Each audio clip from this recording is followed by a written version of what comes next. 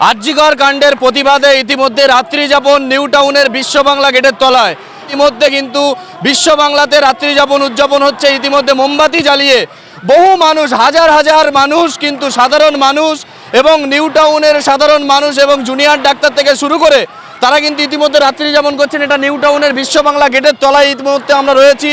একবারে নিউ টাউনে বিশ্ব বাংলা গেটের তলায় তারা কিন্তু জাস্টিস চাইছেন, জাস্টিস ফর আরজিকর, এমনটাই কিন্তু বলছেন। এবং মোমবাতি জ্বালিয়ে তারা কিন্তু ইতিমধ্যে বিক্ষোভ দেখাচ্ছেন। জুনিয়র ডাক্তার থেকে শুরু করে সাধারণ মানুষ, এলাকার নিউ টাউনের সাধারণ মানুষ রয়েছেন। তার পাশাপাশি এই আরজিকর কাণ্ড নিয়ে বিভিন্ন সময় কিন্তু বিভিন্ন জায়গায় বিক্ষোভ হচ্ছে। তার পাশাপাশি নিউ টাউনের এই ব্যস্ততম জায়গা নিউ টাউনের বিশ্ব বাংলা গেট, সেই বিশ্ব বাংলা গেটের তলায় ইতিমধ্যে রাত্রি যাপন উদযাপন হচ্ছে। এবং জুনিয়র ডাক্তাররা যেমন রয়েছেন, তার পাশাপাশি সাধারণ মানুষ রয়েছেন। পাশে একজন রয়েছেন। কি ব্যাপার, আপনারা এখানে কি করতে এসেছেন? আমরা তিলোত্তমার বিচার চাই, তো এর জন্য আমরা এসছি, যাতে তিলোত্তমা সুবিচার চায়, এর জন্য আমরা সবাই আন্দোলন করছি। এই যে রাত্রি যাপন, কি ভাবনা নিয়ে করছেন? আমরা সুবিচারের জন্য যদি সারা রাত জাগতে হয় তো আমরা সারা রাত এই বিশ্ববাংলায় থাকবো, এটাই আমরা বিচার চাই। আমরা যেখানে মারা, আমরা যারা সন্তান জন্ম দিয়েছি, আমাদের মেয়েদের যদি সম্মান না হয় তাহলে এটা কিসের সম্মান? কোন দেশে আমরা পড়ে আছি? রাত পার হলে সুপ্রিম কোর্টে শুনানি ছিল, সেটা পিছিয়ে দেওয়া হলো, কি বলবেন? আশা তো করতেই হবে, না আশা হলে তো চলবে না। না, বিচার পাবে? আপনার মেয়ের বয়সী তো, বিচার পাবে? আশা করছি, বিচার পাবে কি না এটাই তো প্রশ্ন।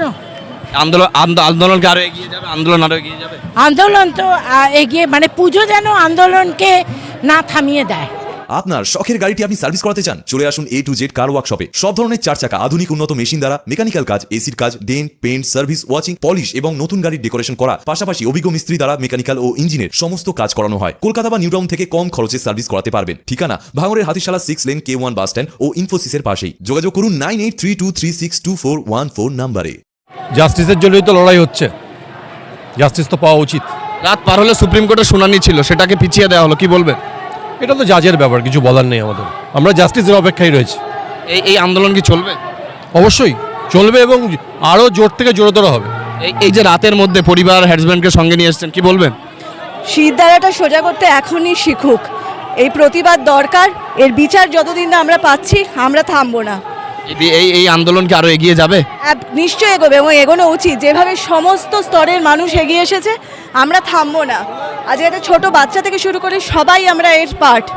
কেন? যাতে আমরা, যে চলে গেছে তাকে তো ফিরিয়ে আনতে পারবো না, কিন্তু ভবিষ্যতে যেন এরকম ঘটনার কোনোদিনও আমাদের শহরে না হয়। আমাদের জাস্টিস চাই, একটাই কথা, জাস্টিস ফর আরজিকর। আর কিছু বলার নেই। যা হচ্ছে, যে কোনো কারণে যে গ্রেপ্তার হচ্ছে সব হোক, আমাদের একটাই দাবি, তিলোত্তমার জন্য আমাদের বিচার চাই। আমরাও আছি, আমাদের ধৈর্যের পরীক্ষা যদি নিতে চাইছে নিক, কোনো অসুবিধা নেই, আমরা আছি। ব্যাস,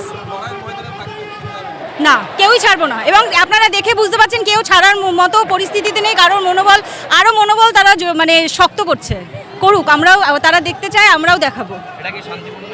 হ্যাঁ, শান্তি, আপনারা তো দেখতেই পাচ্ছেন শান্তিপূর্ণ আন্দোলন হচ্ছে এবং এটা হতে থাকবে।